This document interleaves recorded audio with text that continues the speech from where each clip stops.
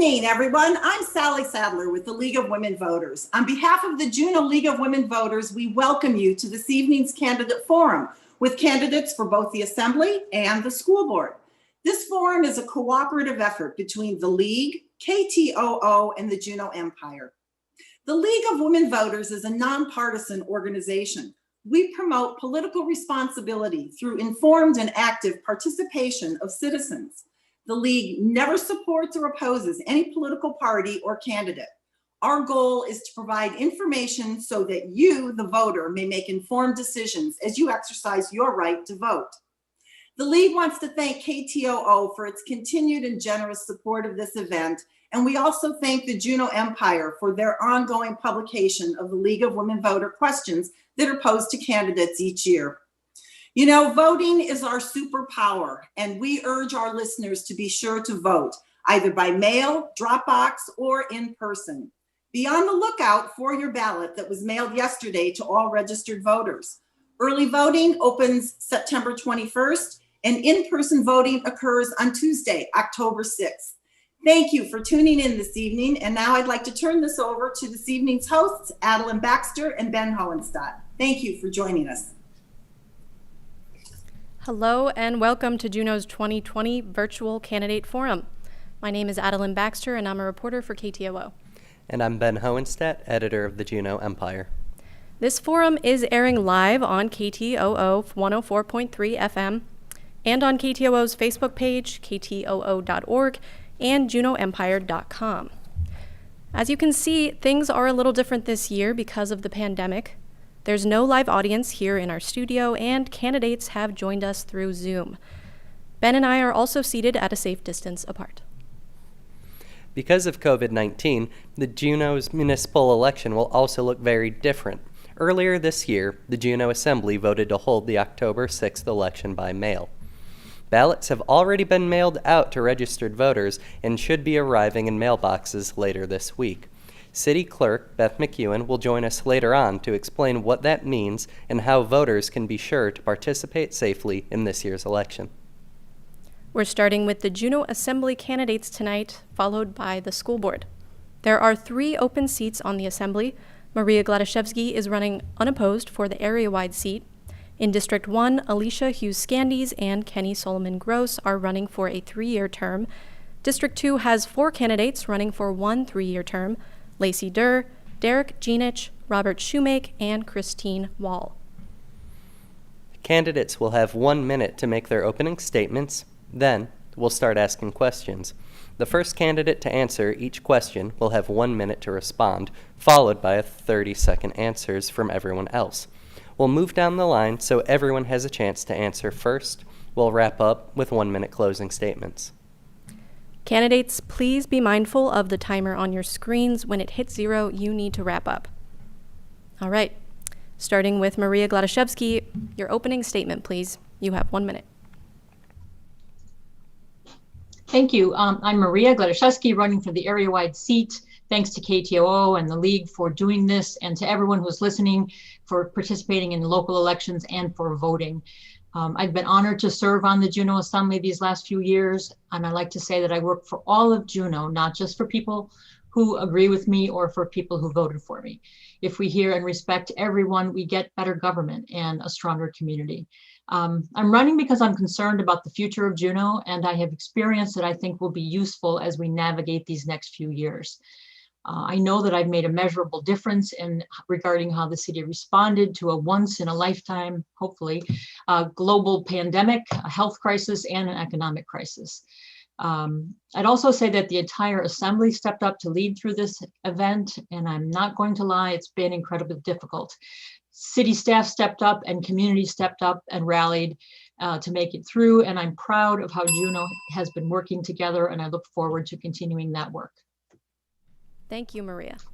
Alicia Hughes-Scandies, you have 1 minute. Thank you. My name is Alicia Hughes-Scandies, and I'm the current District 1 Assembly member. I'm a 16-year resident of Juneau. I work for the state as a grants administrator, and I live in North Douglas with my family on the lands of the Aquan and Takuquan people. I'm running for re-election because as somebody who is part of the initial response to the COVID-19 pandemic, I feel like it's my responsibility to see this thing through. I feel like I have a duty to make sure that we come out on the other side of this in good shape. There are still crucial decisions to be made, and there is a budget to balance in a very strained fiscal year. I think my experience on the Assembly working on these issues already would be beneficial to the city. I'd like to see us continue making progress on things like childcare, affordable housing, homelessness, and I'd like to get the chance to continue working on it. Thank you for having me here tonight. Thank you, Alicia. Kenny Solomon Gross, you have 1 minute. Thank you, League of Women Voters, KTOO, and Juneau Empire for hosting tonight's forum.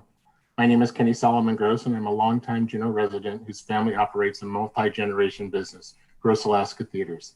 I am a husband and a father who raised 2 sons by myself before meeting my wife Raquel and her son 5 years ago. I serve as Vice President and General Manager for Gross Alaska Theaters. I started my career in the theaters in 1981 and expanded my horizon. Actually, I left Juneau because I didn't want to work for my dad anymore. And I went to Las Vegas and worked in the gaming industry.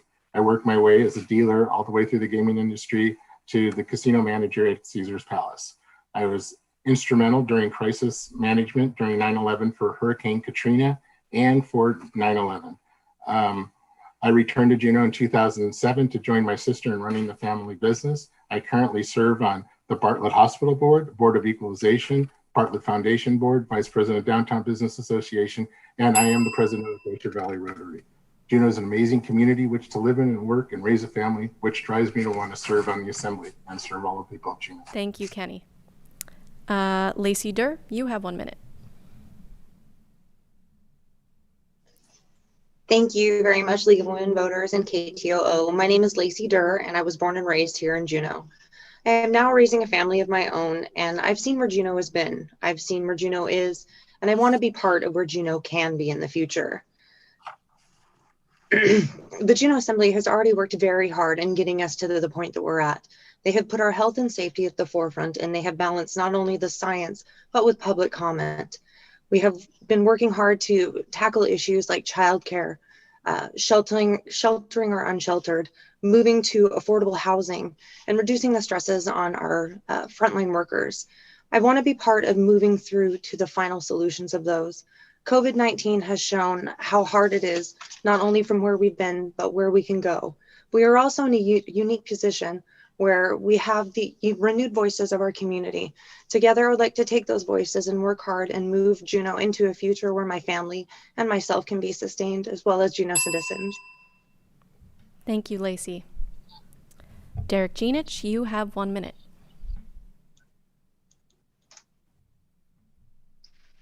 Thank you. So good evening, everybody. First and foremost, thank you to KTOO, the Juneau Empire, and especially the League of Women Voters, as this year we mark the 100th anniversary of the 19th Amendment, giving women the right to vote. I'm a second generation, born and raised Juneauite, having spent almost all of my life living here. My grandparents immigrated to the United States from Croatia in 1970. My grandfather had accepted a post with the Army Corps of Engineers as the project engineer for Smedish Power Station. Ever since, my family has been based here in Juneau, with many Juneaus becoming local teachers. I graduated from Juneau Douglas High School in 2016, having served as student body president. I then went on to study international relations and political science at Elon University. I believe I'm a product of this community, educated by our schools and supported by my friendly neighbors. It really does take a village, and I'm inclined to give back to the one that supported me. As a representative of District 2, I will listen closely to the concerns of my constituents, and as a representative of younger generations, will strive to bring fresh and innovative ideas to the table as we chart a path forward for our town. Thank you, Derek. Robert Shoemake, you have 1 minute.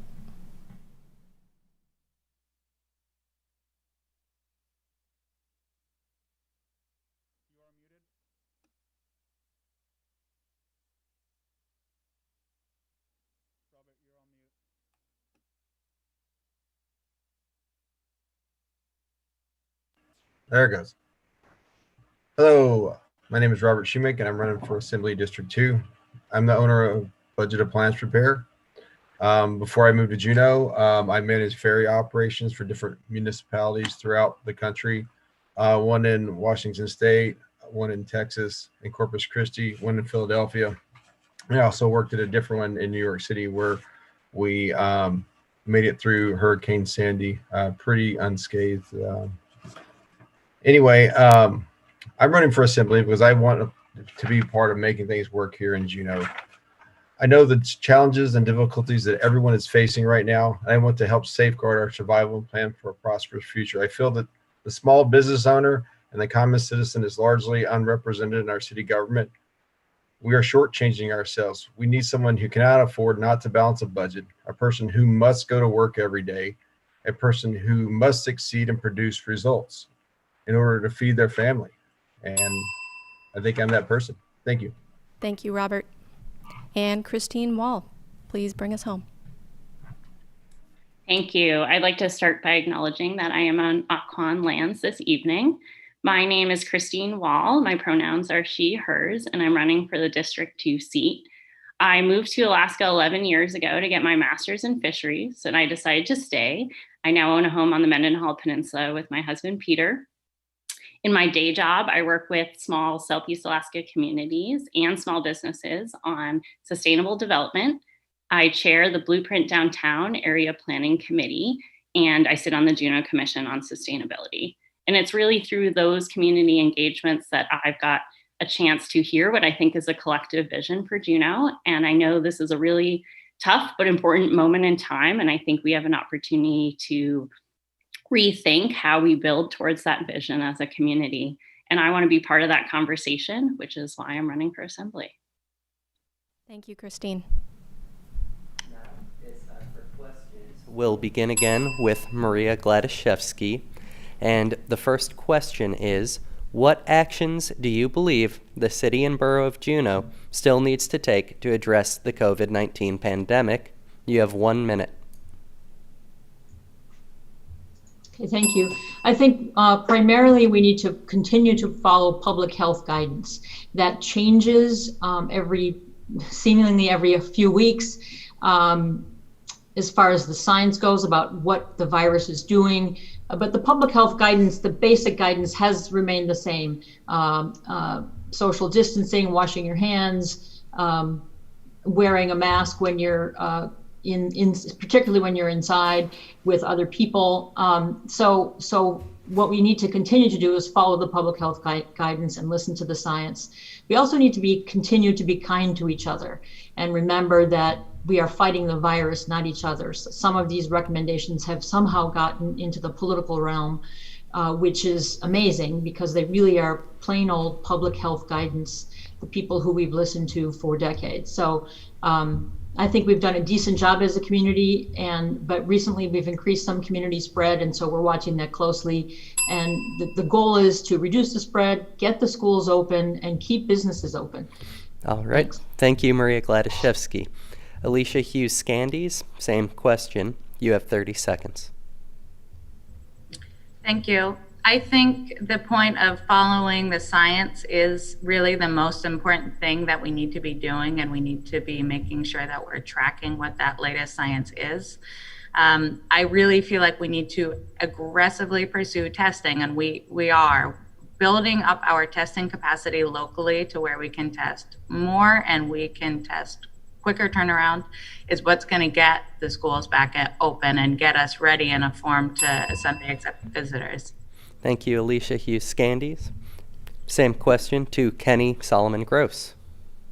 I agree with all of them. Rapid testing is really key for us to get our schools open and welcome back our visitors. We've done a very good job in our hospitals by keeping our count of inpatients very low, so we need to continue to work on that. We just continue to use masks and make sure that masks are not political, that they're just good and safe for everybody. And of course, we need to always follow the science. But rapid testing right now is a key goal for us. Thank you, Kenny Solomon Gross. Lacey Durr, same question. What do you believe City and Borough of Juneau still needs to do to address the COVID-19 pandemic? Thank you. We do need to keep the health and safety at our forefront. All of the decisions that we make, we must be keeping the health and safety of our citizens. Otherwise, all the decisions we make are just going to fall apart. We're going to backslide and we're going to head into more shutdowns and basically undoing everything that we're working to do. We need to continue to monitor the situation and put money where we can. We have our CARES funding, and we need to use those funds and put it, it was very eloquently said on Monday, put it where the pain is and start alleviating some of that pain on our citizens. And together we can do that. And hopefully we can help do that together. Thank you, Lacey Durr. Derek Genich, same question. Thank you for that question. I think that especially right now we're faced with the uptick in numbers. I think that keeping our town healthy and safe is my utmost priority. Generally, I believe that Juneau's proactive response has yielded positive results. However, I think we definitely need to bolster our local testing capability. We need to get faster results for Juneauites, and we need more comprehensive contact tracing. I'd also echo what Kenny said. I think that we need to keep masks apolitical, and we need to all do our part to protect the community by wearing them and just practicing proper distancing procedures. Thank you, Derek Genich. Robert Shoemake.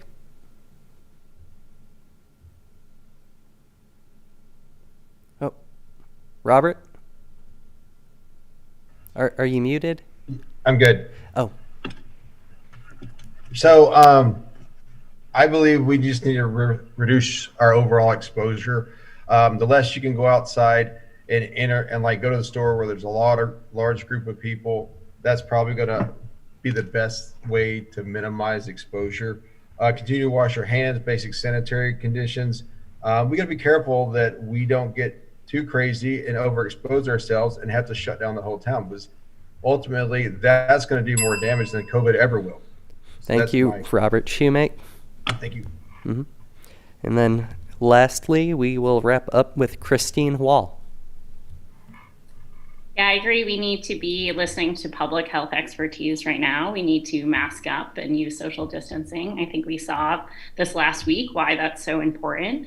I agree with the other candidates that we need to focus on rapid testing. I also think we need to be planning for when a vaccine shows up and how we're going to administer that as a community. I think that slowing community transmission is going to be the only way we can get back to work and get our kids back to school. Thank you, Christine Wall. The next question starts with Alicia Hughes-Scandies. What should the Assembly do to address homelessness in Juneau? You have 1 minute. Thanks. This is actually an issue that I am pretty passionate about seeing us focus on. I think the current approach that we're taking right now is failing a lot of people. We're failing the homeless. We're failing the business owners in the downtown core. We're failing our first responders who are responding to the same types of calls over and over. We know, and experts will tell you, that the most effective way to really end that cycle and get someone out of homelessness is permanent supportive housing. So it's important that we use our resources wisely and invest in those projects that are going to have the maximum amount of input or impact. I'd like to see us invest in more rapid rehousing so that we are not contributing to the problem. No one else is sliding into it. And I'd like our coordinator to take a more active role with the Juneau Homelessness Coalition. Thank you, Alicia Hughes-Scandies. Kenny Solomon Gross, you have 30 seconds. Oh, Kenny, you are muted. Thank you. This is a very passionate subject for me as well. I support the move of the Glory Hall. That's very important for us. That'll kind of simmer down a little bit of it, but we really need to get our NPOs and our private sector and our tribal to work together to come up with holistic solutions, working with the city homeless coordinator and the city homelessness coordinator, also to put everybody together. This is the only way we're going to be able to combat this. And we need to change laws with the state. Thank you, Kenny Solomon Gross. Next person is Lacey Durr. You have 30 seconds.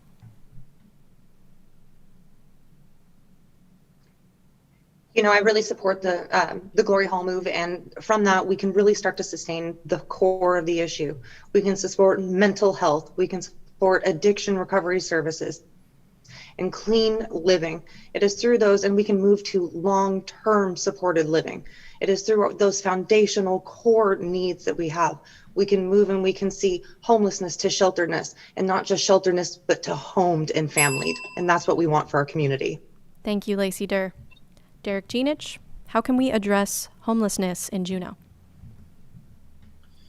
Thanks for that. So I think that homelessness is both a social issue and an economic one. And I think that we need to both address the immediate need to get homeless people off the streets and into long-term supportive housing, as well as addressing the underlying causes that lead to homelessness.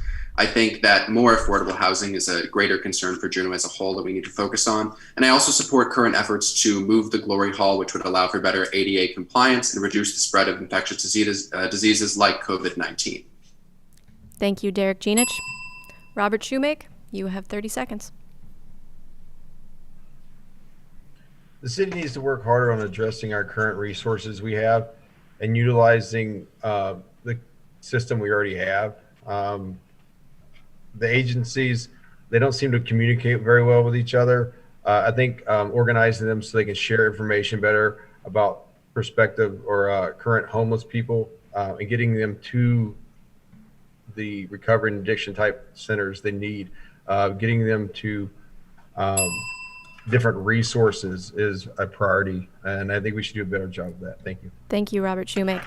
Christine Wall, 30 seconds. People experiencing homelessness in this community are part of our community, and I don't think they're always treated as such.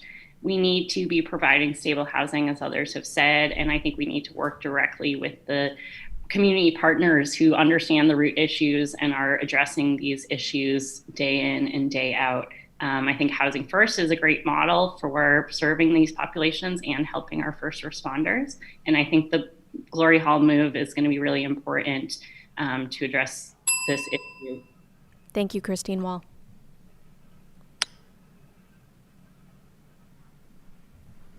And back to Maria Gladishevsky. You have 30 seconds. Thanks.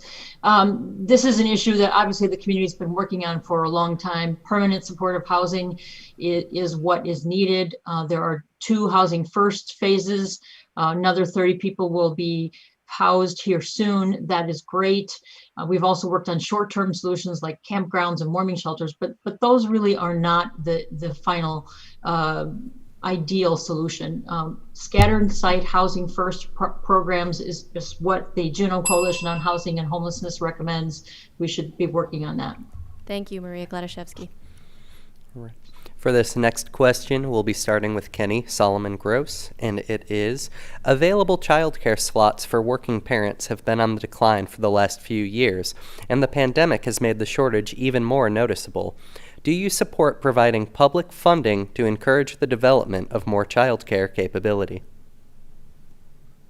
Well, I'm glad you said that childcare is not just a COVID thing. It is something that's been happening in our town for a long time.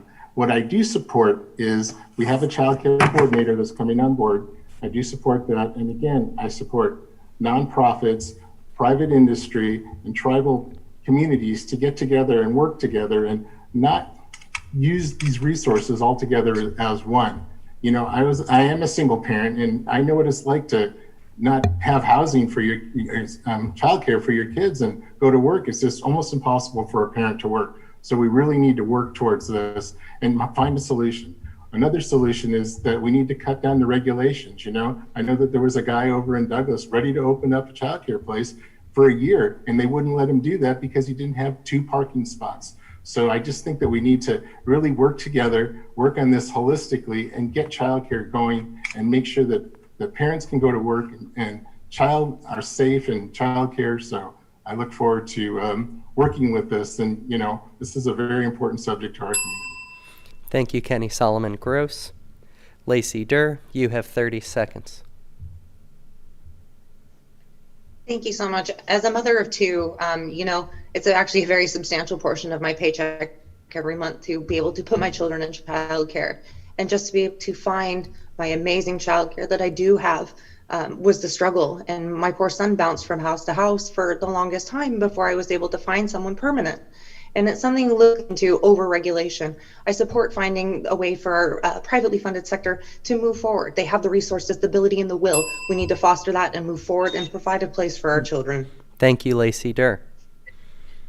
Derek Genich, you have 30 seconds.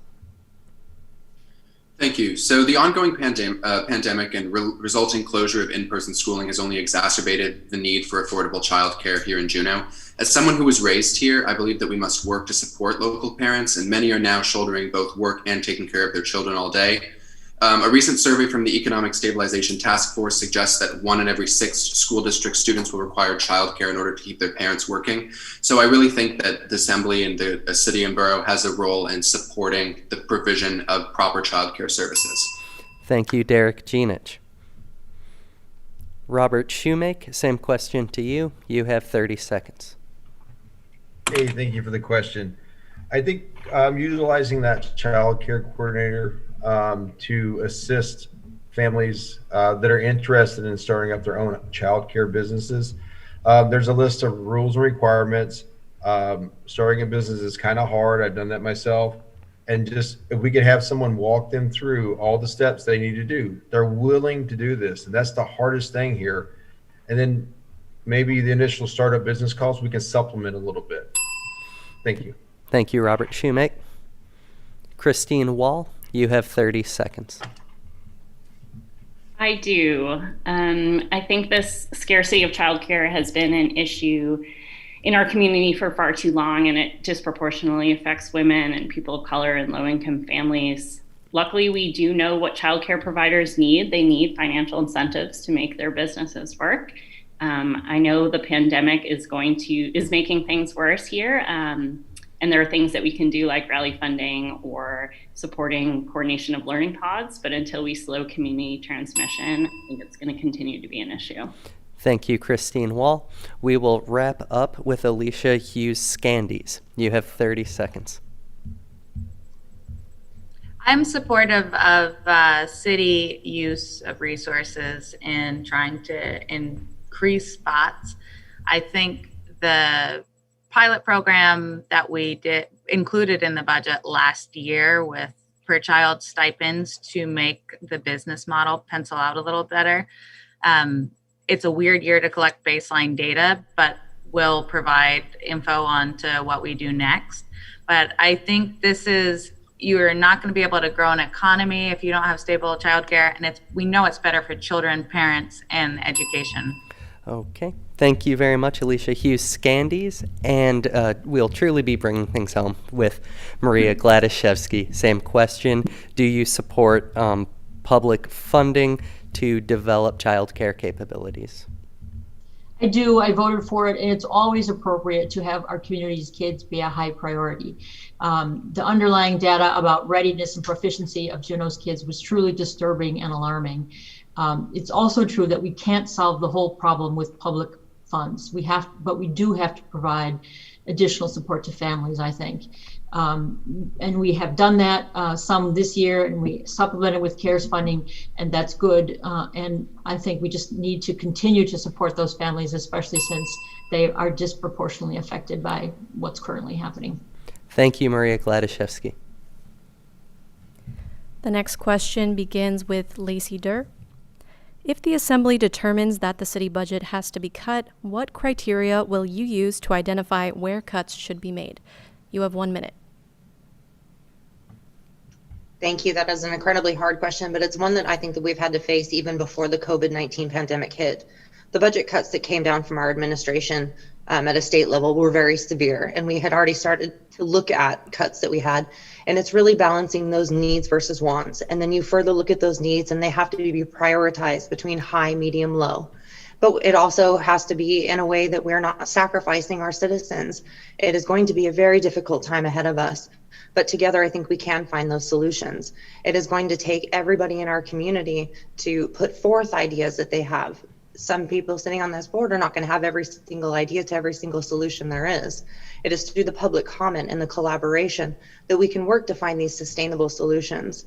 But it is going to take all of us together. I do not look forward to having to make those budget cuts, but again, it is something that we will have to look at, and it will be a painstaking process, and it will take the community's input in order for us to move to at least the best decisions that we think are possible. Thank you, Lacey Durr. Derek Genich, same question. You have 30 seconds. Thank you. So I would agree making cuts is always difficult, and we will definitely have to approach that in the upcoming fiscal year. I think now more than ever, it's time for the Juneau community to make public comments and make their voice heard and contribute so that this is a process we approach together. I think some priorities must be put aside, beautification efforts, for example, and I think that we need to lay the groundwork for a speedy recovery, always keeping Juneau's long-term stability and economic resilience in full view. Thank you, Derek Genich. Robert Shoemake, same question. You have 30 seconds.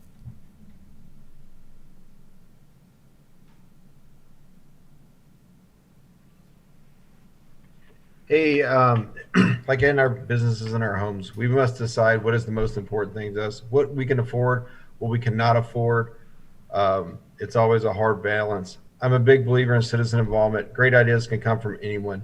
We need each person's input to decide what the city should pay for and what it can't afford. After all, these decisions will affect all of us. Whether you work in government or private business, together we must decide how to move forward, keeping in mind of the critical issues we all struggle with is how to reduce our cost of living. Thank you. Thank you, Robert Shoemake. Christine Wall, same question. You have 30 seconds.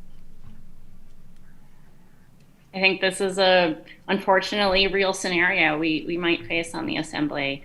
I think I'd use two criteria. The first are about the long-term economic impacts of those cuts. We really can't afford to be cutting things that pay dividends in the long term. In fact, we should be investing in those. I also would want to know how the public feels. That's our job, to listen to the public. And I think this is such a crucial decision that we need to understand how they weigh the costs and benefits. Thank you, Christine Wall. Maria Gladashevsky, what criteria would you use to identify where cuts need to be made? You have 30 seconds. Well, there are lots of needs in the community, and in fact, the biggest job of an Assembly member is to balance public spending with available revenue. Remembering that revenue comes from taxes, and there will always be more needs and certainly more wants than there's funds to spend them.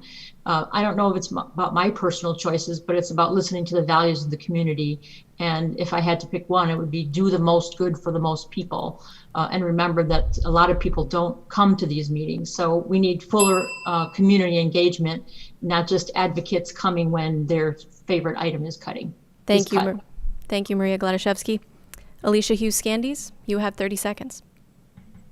You know, last fall we did a budget prioritization exercise based in part on the governor's action at the state level.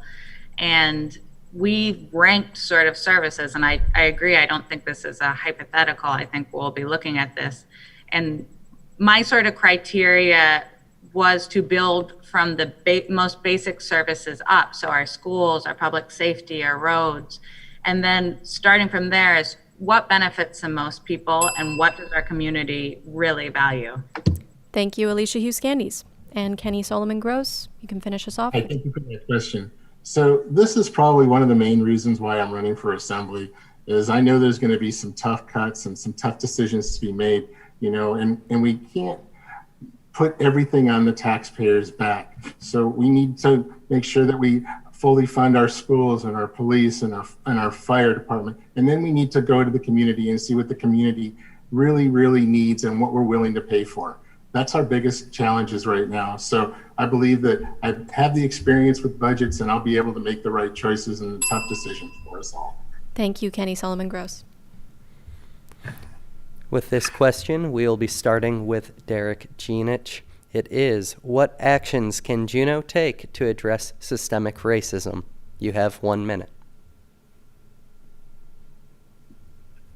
So thank you for that question. I think that given the state of national politics and both our politics in town, I think it's absolutely essential that we address that locally. I think that the Systemic Racism Review Committee is an important first step towards moving forward on that. I think that in the future we need to ensure that its recommendations are followed through on and taken seriously. I also support projects that make Juneau's diversity and history more visible, bilingual signage, for example. And another good example is the new Sealaska Heritage Arts Campus downtown. I think that that's a great initiative that I support to the fullest. I think the pandemic has made the need for social equity more pronounced than ever. And it is the duty of the City and Borough of Juneau to ensure that adequate measures are taken to combat systemic racism and provide assistance to those in need. It's important to keep in mind that minority residents are often more affected, disproportionately affected by the pandemic and adverse social conditions. And these are all things that we need to keep in full view moving forward. Thank you. Thank you, Derek Genich. Robert Shoemake, you have 30 seconds.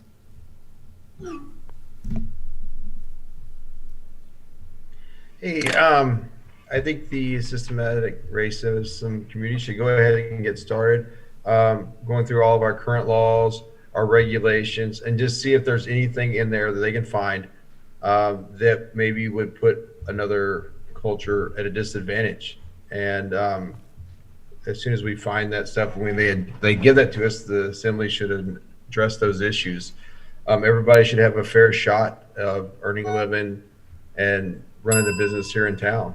Thank you. Thank you, Robert Shoemake. Christine Wall, you have 30 seconds.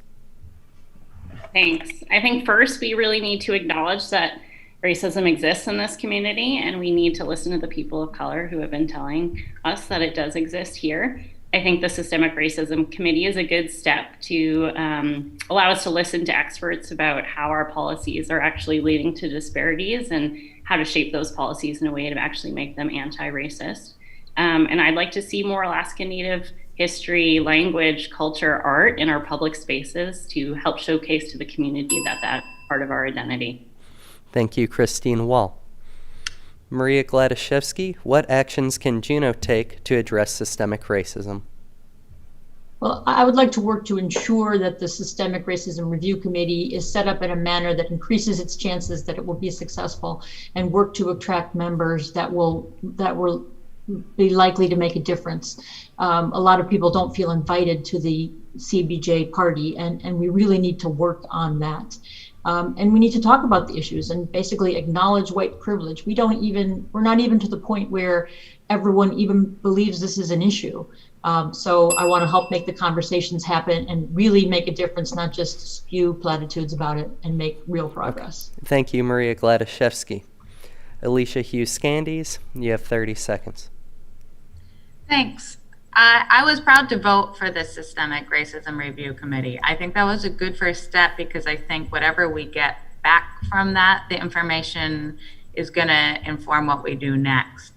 I think it's always important when we're considering what to do that we're listening to the communities that are most affected, because they will have lived experience that is going to provide more insight into what's most beneficial, and that it's an active process, not just that we're fighting against it actively. Thank you, Alicia Hughes-Scandies. Kenny Solomon Gross, you have 30 seconds. Thank you. This is a hard question to answer in 30 seconds, but I'm going to do my best here. So first of all, we have a committee that's set up, the Systemic Racism Committee, that's set up to look forward. Well, before we can go forward, we have to look at our history. So I really think that we need an independent audit of all of our ordinances in the last little bit to see where our systemic racism is. And that's the way that we can go forward to fix it. I've watched the Human Rights Council work several times, and I know that they're very, very diligent on it. And I support the ordinance. Thank you very much. Thank you, Kenny Solomon Gross. Lacey Durr, you have 30 seconds. Thank you very much. I'm really glad that we're having the conversation, that we're bringing it to the table, and we're highlighting the issue in the forefront.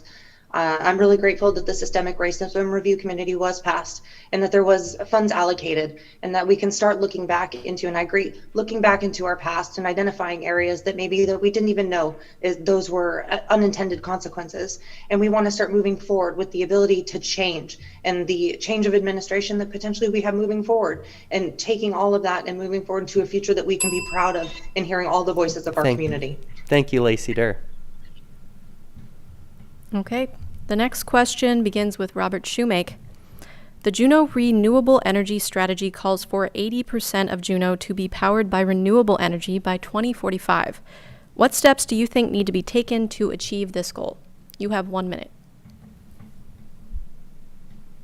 Hey, thank you for that question. I'm a real fan of renewable energy. And so using grant money to go ahead and start converting things over to more electrical, more user-friendly type environmental things is a good start.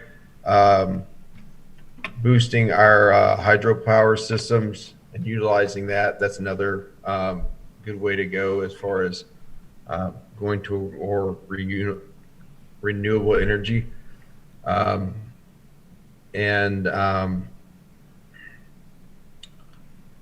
Also insulating our houses and building upgrades, city grant money and federal grant money going toward better insulation and stuff like that. Those things that I'm looking forward to seeing. Thank you, Robert Shoemake. Christine Wall, same question. You have 30 seconds. I was privileged to be on the Juneau Commission on Sustainability when we worked with the city on setting that goal. So I'm very familiar with the plan that we have to meet that goal. We need the city to be a leader in monitoring its own energy use and making energy efficiency upgrades. We can support electrifying our heating sources, incentivizing things like heat pumps, and then we can work on electrifying our transportation, so our buses, electric cars, and electrifying our docks as well. Thank you, Christine Wall. Maria Gladashevsky, what steps can Juneau take to reach 80% renewable energy by 2045? You have 30 seconds. Thanks. Juneau's electricity is, of course, 100% renewable, but that's only 20% of our energy use. So the big sources that we can convert are space heating and transportation. The energy plan talks about those two. So those are the two to work on. EV charging infrastructure, electric vehicles. We are pretty good per capita use of electric vehicles already. City EV purchases, converting buses to electric. And also the acceleration of installation of heat pumps for the Thank you, Maria Gladashevsky. Alicia Hughes-Scandies, same question. You have 30 seconds. Thanks. I think the city really does need to commit to making a strategic plan. We have the JCOS has provided us with a great plan, but the city needs to commit to follow that, or we are not going to meet our ambitious goals. We need to know what we're going to do, working backwards where we need to be. I'd like to see that start with an energy audit. And so we have baseline data, again, to know where we're going. Replacing the fleet with more electric vehicles, heat pumps are both great ways. Thank you, Alicia Hughes-Scandies. Kenny Solomon-Gross, how can Juneau strive to meet its 80% renewable energy goal by 2045? Well, electric buses is a really good start that the city got a grant for, so I'm really happy to see that we're going to get our first electric buses here. EV dock stations, and of course the grants that are available through the state and city to switch people over from oil to heat pumps. That's going to help. Looking at efficient, effective ways that work for everybody to maybe electrify our docks too. We're great. We've got great hydropower here working. So I just think all that combined together, we're going to really work towards our goal and set up. Thank you, Kenny Solomon-Gross. Lacey Durr, you have 30 seconds. Thank you. Alaska is really unique, and I'm really excited to see that the purchase of the electric bus and that going into effect and seeing how that works for us. Our environment is very harsh on these types of sustainable energy and renewable energy things. And so we have to invest in what will work for us. The startup costs are what we're looking at and are what hurt. But it's that long-term goal and that long-term return on these that we need to be striving for. And those renewable heat pumps, looking for our city buildings as a whole, looking to our core to start reducing our own energy first. Thank you, Lacey Durr. And Derek Genich, you have 30 seconds. So thanks for that question. Like I said in my intro, hydropower and my family go way back. However, according to the Juneau Renewable Energy Strategy, and as Maria said, 80% of Juneau is powered. We only are currently providing 20% of our energy through renewable sources. That being said, I think we do need to focus on transportation, electrifying it. And just as a young person at the conversation here, it's my generation that will feel the impacts of climate change in the most harsh way. And I really have a vested interest in ensuring we follow these goals. Thank you, Derek Genich. This will be our final question for our assembly candidates, and we will be starting with Christine Wall. Juneau's economy faces significant challenges in the years ahead, particularly in tourism. What are your plans to help strengthen our economy and provide jobs? You have 1 minute. Thanks. Yeah, it's been a really tough year for everybody, including our tourism industry. Personally, I think, we're not going to be able to get back to work. We're not going to force people back to the bars or bring people, visitors back to Juneau until people feel safe. And so our priority really needs to be on slowing community transmission. In the short term, we can also be investing in local infrastructure because local infrastructure means local jobs, and we need that right now. But then we need to be thinking long term. We have some strengths here in Juneau. Our economy is diverse, and it is growing more diverse every year. If we support our assets, such as being our capital city, such as our fisheries, our tourism, providing affordable housing, childcare, and senior housing, then we will have the building blocks towards a more resilient economy long term. Thank you, Christine Wall. Maria Gladishevsky, you have 30 seconds. Could you repeat the question, please? Yes, the question is, what are your plans to help strengthen our economy and provide jobs? But didn't it say something about tourism? Oh. Sorry. Yeah, no worries. That was the abbreviated version. But yes, Juneau's economy faces significant challenges in the years ahead, particularly in tourism. What are your plans to help strengthen our economy and provide jobs? Okay, thank you. Appreciate that repeat. We paid somebody to do a whole economic plan. We need to follow it. All these plans we pay for, and then we think about them for 3 months, and then we stop looking at them. So, that talks about what the city can control, essential infrastructure, making it affordable to live here. All of that helps attract people to stay, people who want to stay here. Housing is an issue. Thank you, Maria Gladishevsky. Thank you. Okay. Alicia Hughes-Scandies, same question. You have 30 seconds. I think in the immediate, we need to make sure that we're passing on the aid that we have in the form of CARES to those industries that are most affected. The city is not the, employer, job creator who is going to come in and save the day. It really is about having the infrastructure to support those workers and support those businesses that are going to be our recovery. I think the bonds and continuing to invest in the community is a part of that as well. Thank you, Alicia Hughes-Scandies. Kenny Solomon Gross, same question.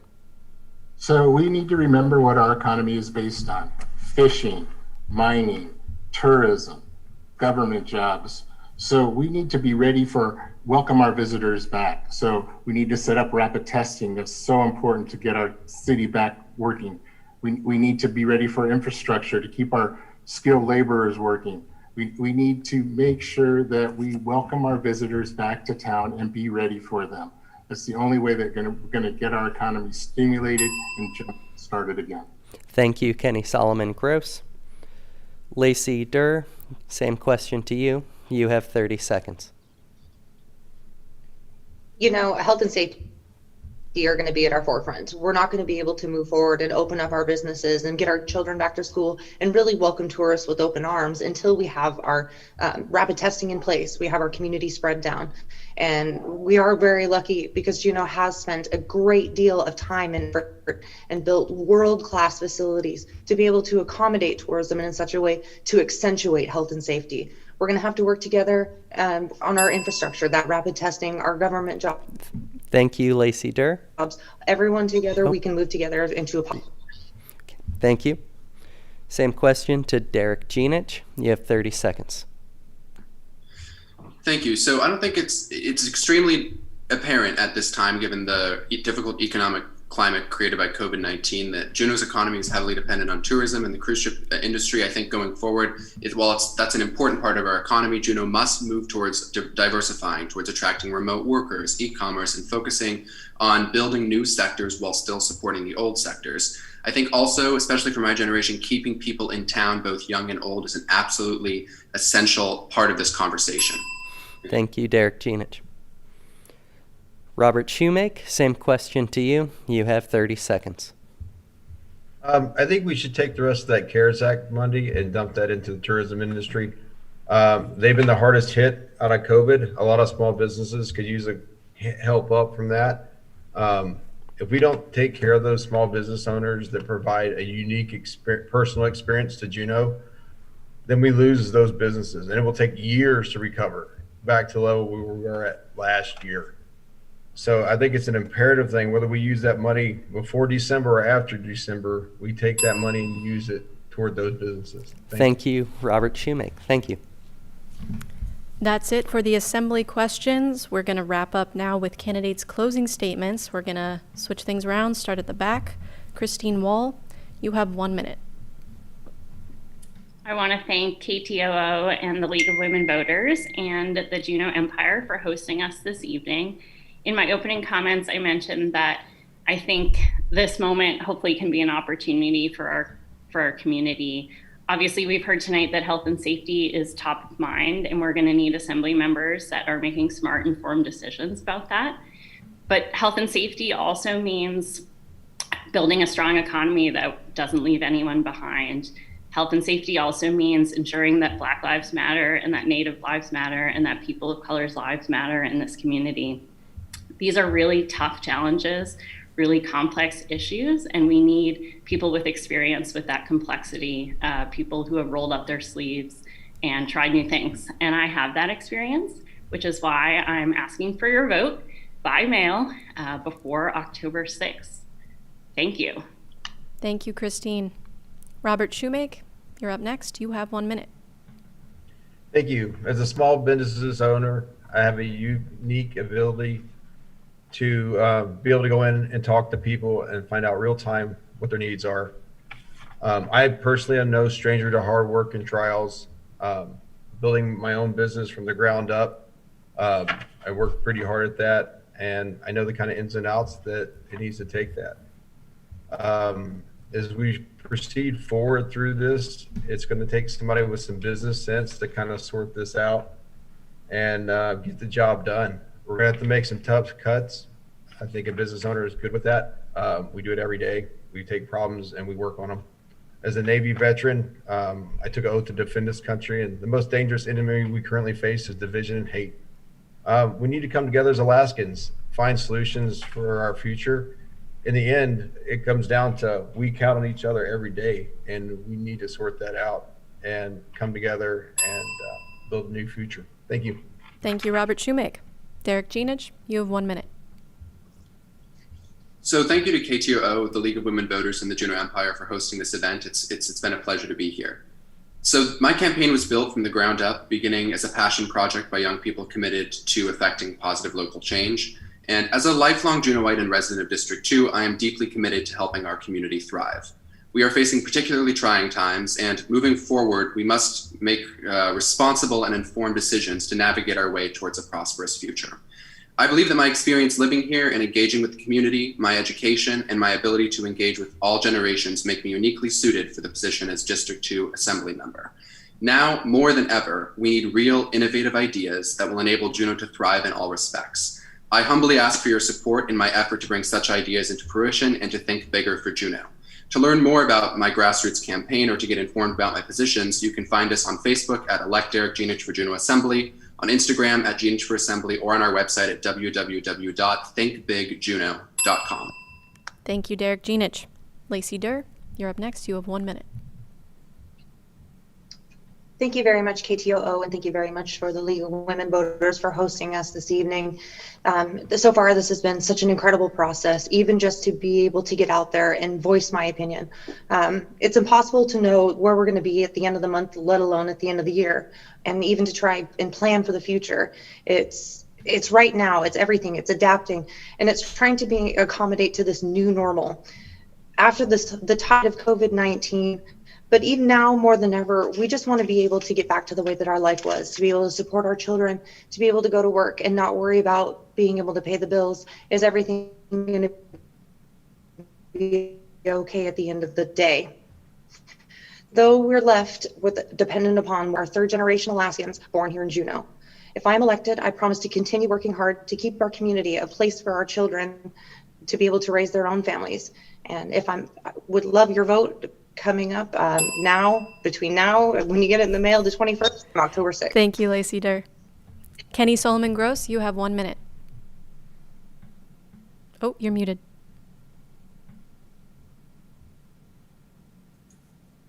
There you go. Hi, I want to thank the League of Women Voters and KTOO for having us here today. I bring a fresh set of eyes and a relevant experience for many of our issues that are coming up. I'm going to draw upon my experience to find solutions for homelessness, mental illness in our community. I'm going to work hard to bring specialists to Juneau to help serve our seniors and support actions that will provide more senior housing, affordable and reliable childcare. Obviously, the pandemic has overshadowed all that we've done these days. And as a business owner, I, like many, have had to close my business and lay off valuable employees. And for the first time in 123-year history, the screens of Gross Alaska theaters went dark. I bring my budgeting experience as what to be sure a difficult budgeting process. I will also promise that I will make tough budget decisions, and I will not lose sight of who pays for those services provided by the city, us, the taxpayers. I ask for your support and would appreciate your vote. Thank you, Kenny Solomon Gross. Thank you. Alicia Hughes-Scandies, you have 1 minute. Thank you, and thank you to our host for the forum this evening. It's been my greatest honor to serve you on the Assembly, and it has made me love the community even more than I did before. I'm running because I think if I'm elected, the experience that I've gained sets me apart as a candidate.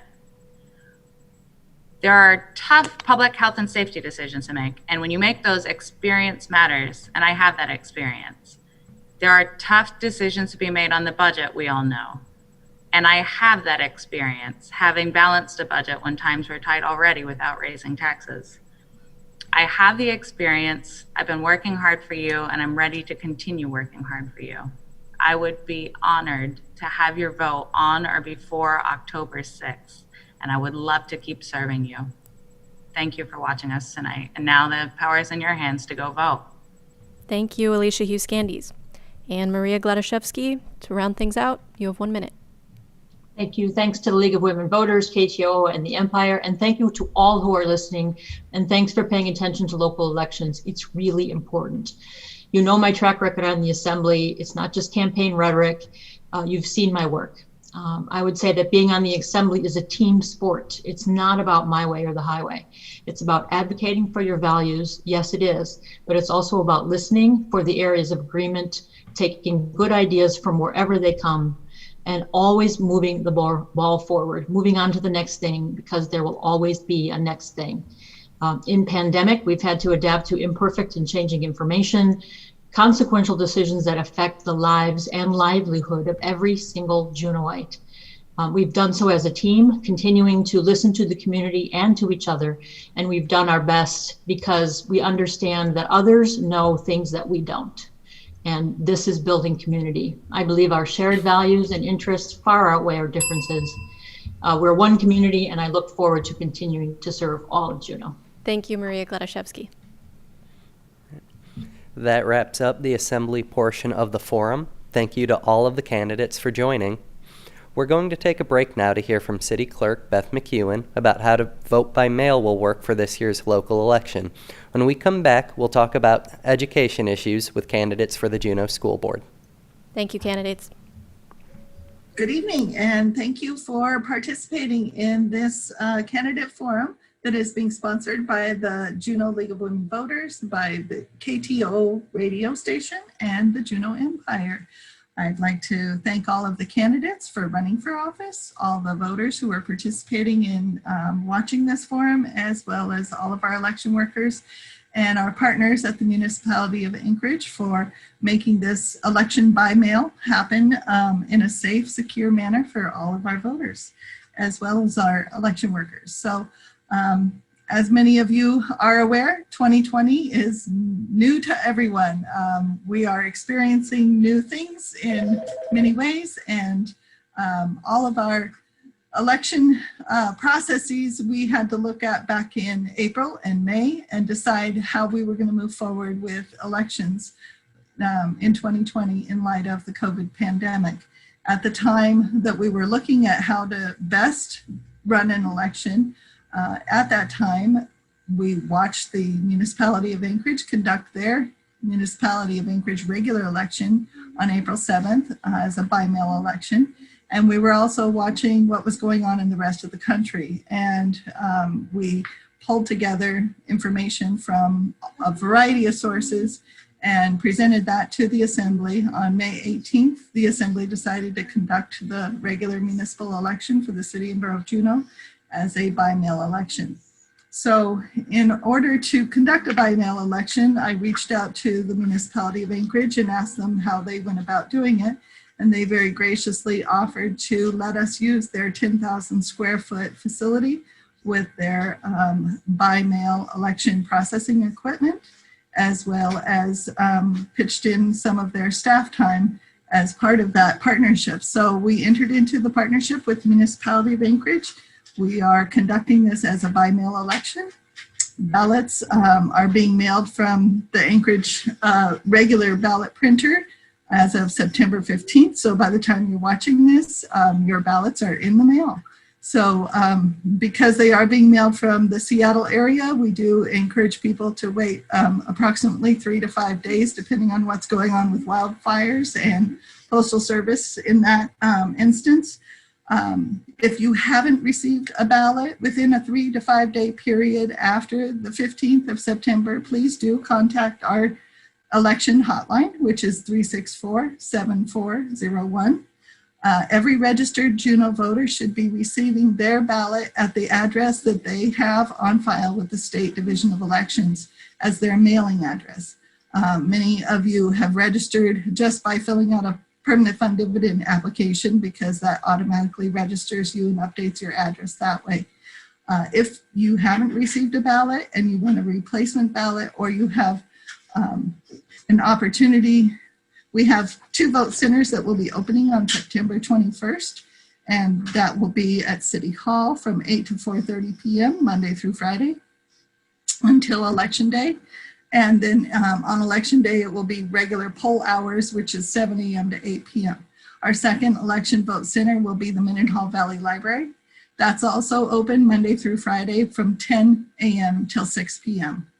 And then on Saturdays, the Mendenhall Valley Library location will be open from noon until 4 p.m. as well. So if you need to vote in person, if for some reason you didn't receive a ballot, or you want to just bring your voted ballot in and have one of our vote center staff members be your witness on your ballot envelope, that would be another opportunity to come into the vote center and vote your ballot in the secrecy of the voting booth, and then have the election workers witness your signature, and then you would deposit the ballot with the vote centers. For those of you who want to socially distance, and all of our vote centers will have very limited amount of persons available to be in the vote center at any one given time to allow for social distancing. If you want to even be more socially distant, you can vote your ballot, have a witness that's 18 years of age or older, witness your ballot envelope, and then you would seal it. And we have 2 ballot drop boxes that will be located in town, one at the Douglas Library and one at the one at the Ock Bay Statter Harbor parking lot. And you can place those ballots, voted ballots, in the ballot drop box, and those will be retrieved on a daily basis.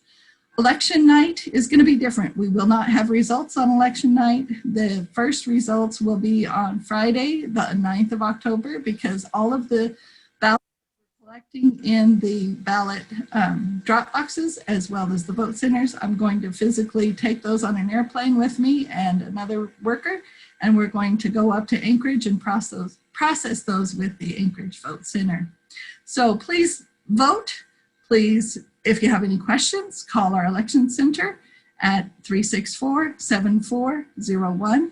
You can find out more information on our website at juneau.org/clerks/elections. Thanks.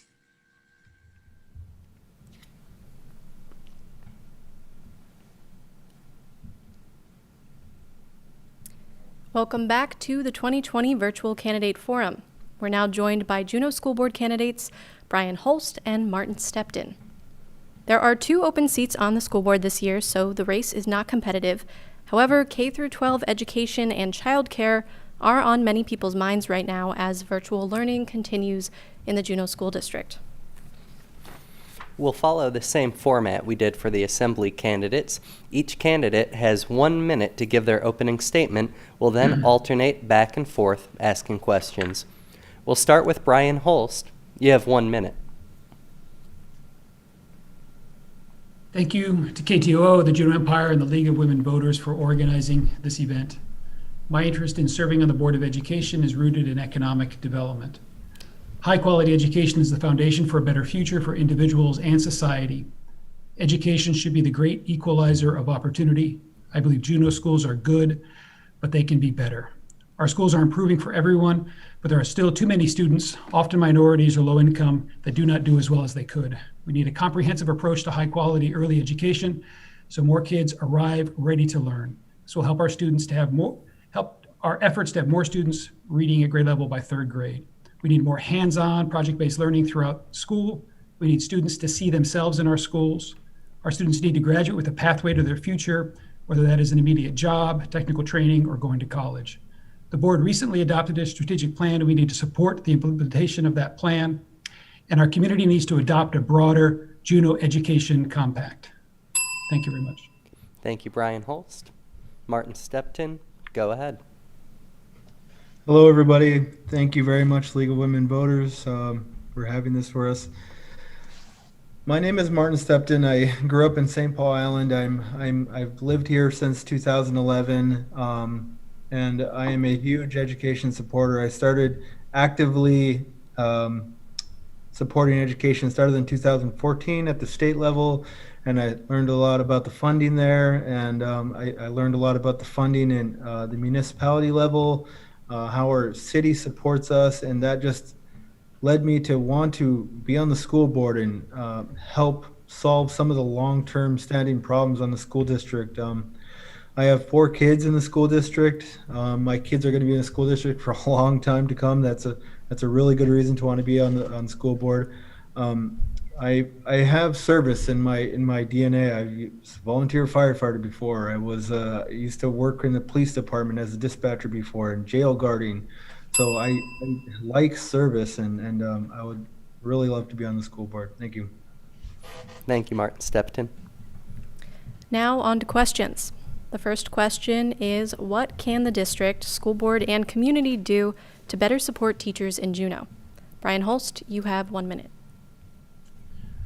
I think we are fortunate with the incredible talent that we have in our Juneau schools. We need to allow for teacher retirement. We just had an opportunity to talk to unions, and they reminded us of the importance of defined benefit plans for our teachers.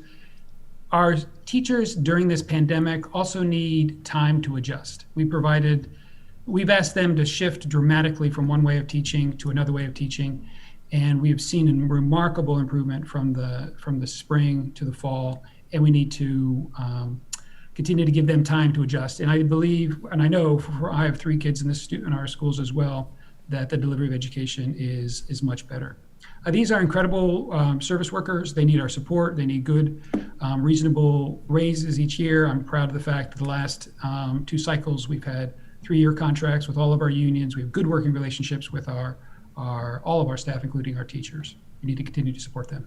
Thank you, Brian Holst. Martin Stepton, you have 30 seconds to respond. Thank you very much. I think one of the important areas immediately we need to do is we need to be on the same page with the school district unions. I heard something recently that the school board and the unions don't regularly meet. That just doesn't happen very often. Usually, only time we ever communicate is through negotiations. I think that's a mistake. I think we, as a school board, need to be talking to these unions more often, these teachers' unions who represent them, so that we know exactly what they need. Thank you, Martin Stepton. For our next question, we'll start with Martin Stepton. How can the school district partner to solve the child care needs of the community? You have 1 minute. Well, the school district is doing something about this right now. In the community, broader community, the city is trying to do something about this right now. I support the assembly passing the resolution to have money sent to the school district to help give relief for Rally. Rally is extremely expensive, and parents need to get back to work. This pandemic has got a lot of parents home that would otherwise be at work, and it's not like it's a choice. If you can't afford Rally, like I can't afford Rally, and many other areas, then I think we need to try to give some support and some relief in that area, especially now, immediately. Beyond that, I think we could start. I'm sorry, I just. Yeah. Thank you, Martin Stepton. Next up, we have Brian Holst. Same question. You have 30 seconds. I think there's an opportunity to highlight the need for a comprehensive approach to developing our young people. Parents are our first teachers of our children, so we need to start really at the earliest years. Our schools, our community needs childcare, but we also need high quality childcare so that kids are ready for school. I see an opportunity there for our school district, who has all the pedagogy, to be able to find ways to be more supportive so that our childcare operators deliver high quality product. Thank you, Brian Holst. The next question starts with Brian Holst again. What actions can the school district take to address systemic racism in education? You have 1 minute. 1 minute is not enough time to answer this sort of question, but it's an incredibly important question. Every student deserves the opportunity to learn in a world-class education setting that is respectful and free from bias. And I think the school district is trying very hard to address this issue. We recently adopted a strategic plan that talks about achievement, relationships, partnerships, and equity. There's an equity focus at the Juneau School District that is really unique in the state of Alaska, and I'm proud that we have that, and it predates my service on the board. Every decision that the school district makes, every green sheet we call it, where we have to make a decision, is seen through an equity lens. We would deliberately ask that question: how does this impact every child? And how does it work in our system?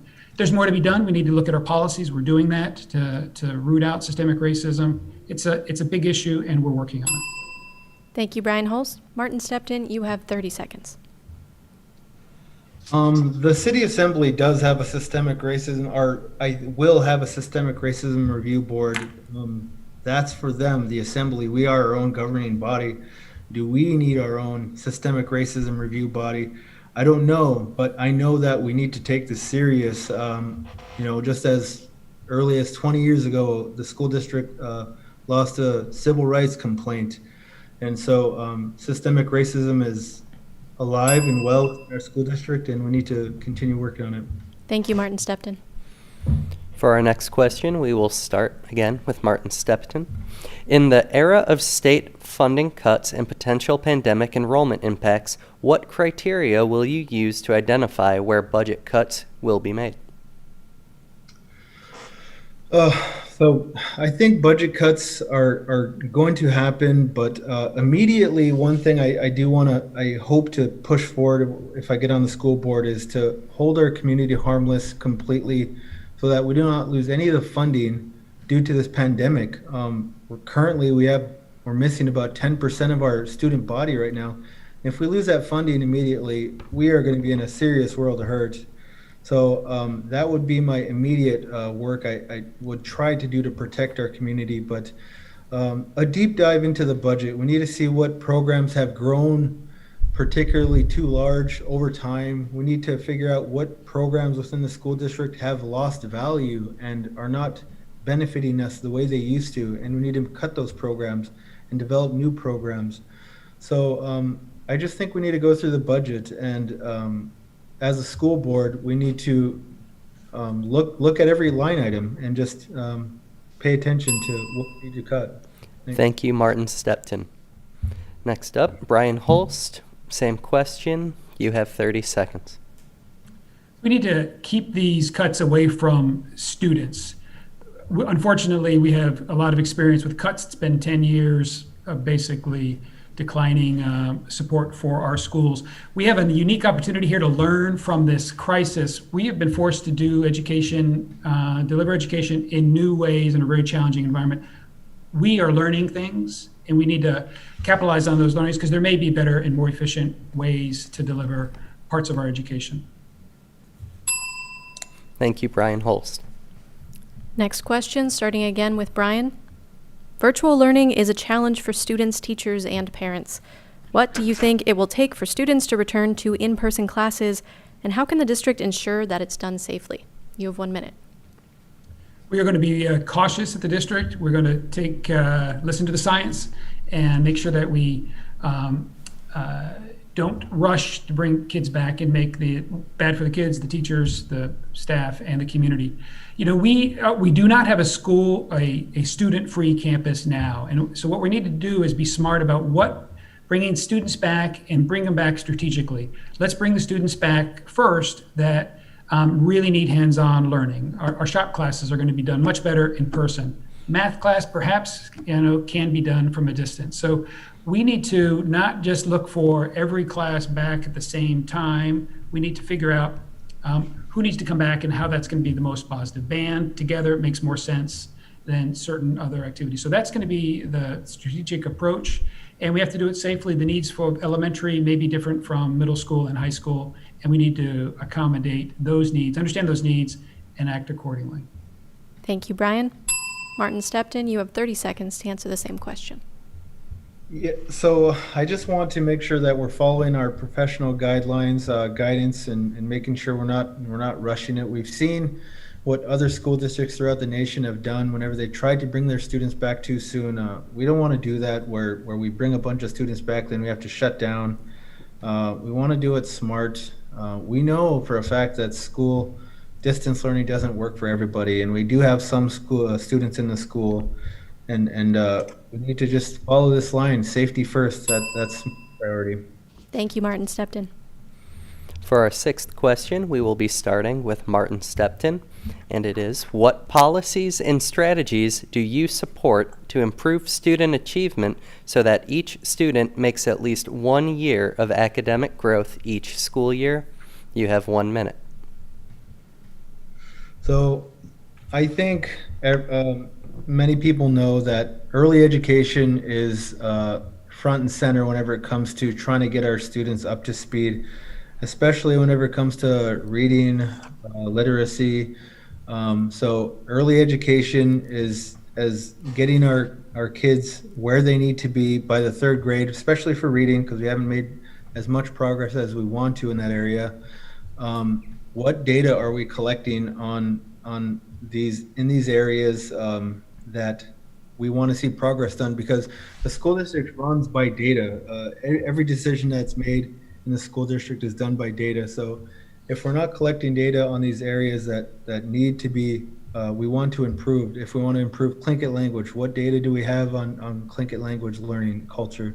What data do we have on reading on the local level, not just national scores and data? So my focus would be making sure we have the right data to go forward. Thank you, Martin Stepton. Brian Holst, same question. You have 30 seconds. I agree with Martin that data is really important, that we use it well. There's testing is involved in schools. as much as we don't like to overdo it, it's critical to understand where each child is. And then we need interventions. We need strategies, evidence-based strategies that will work for each individual student. And we're getting better at that. It requires our teachers to have the support. We need to invest in professional development so that our teachers can do the magic that we expect from them. Thank you, Brian Holst. And that does it for all of our questions for the school board candidates. Candidates now have 1 minute each to give their closing statements. We'll start with Martin Stepton. Thank you, League of Women Voters, very much. I always appreciate these forums and all the work you guys do in our community. My name is Martin. I really want to make our schools work for everybody, and making our schools work for everybody this year is probably going to be the most difficult decision and problem facing us for better part of the year going forward. So if elected, I will be focusing closely to the progress of our school district. Not all of our students are doing fine and dandy right now, so we need to make sure that as a school district, we're holding ourselves accountable and making sure all of our students are going forward as much as they need to and not falling behind, falling in the cracks because of COVID-19 and distance learning. So that's what I would like to see. I would like to see safety issues brought forward. So thank you guys very much. I appreciate this forum, and yes, have a good night. Thank you, Martin Stepton. Brian Holst, you have 1 minute. Well, I also want to thank you for hosting this KTOO, the Juneau Empire, and League of Women Voters. And thank you to the citizens of Juneau for supporting our schools. And I appreciate the support the last 2 terms. This will be my 3rd term if elected. Great schools will make Juneau an even more attractive place to live and work. Engage with your students' education, continue to support student activities, all of you business owners out there, and just generally keep supporting our schools. I've enjoyed serving on the board for the past 2 terms, and I look forward to another opportunity to serve. Reach out to the Board of Education with your concerns and your ideas. Please read our strategic plan. There is a place in that plan for everyone in Juneau to support our schools. And please remember to vote. And thank you very much. Have a great evening. Thank you, Brian Holst. Thank you, Brian Holst and Martin Stepton. And thank you to those of you who joined us for tonight's forum. If you missed part of it, you can find the full video at juneauempire.com, ktoo.org, and juneaulwv.org. You can find more local election coverage, voter information, and candidate profiles on those websites too. Thanks to the League of Women Voters for co-sponsoring this forum with KTOO and the Juneau Empire. And to voters, be sure to return your mail-in ballots on or before Election Day. That's October 6th. Ballots can be returned by mail, dropped at a secure ballot box location at the Douglas Library or Statter Harbor starting on Monday, or at vote centers at City Hall or the Mendenhall Library. Mailed ballots must be postmarked by October 6th, and ballots brought to drop boxes must be in by 8 p.m. on the 6th. And again, you can also drop off ballots or request a replacement in person at City Hall or the Valley Library starting next Monday. You can find more information on the city's website, juneau.org/elections. Thank you, and good night.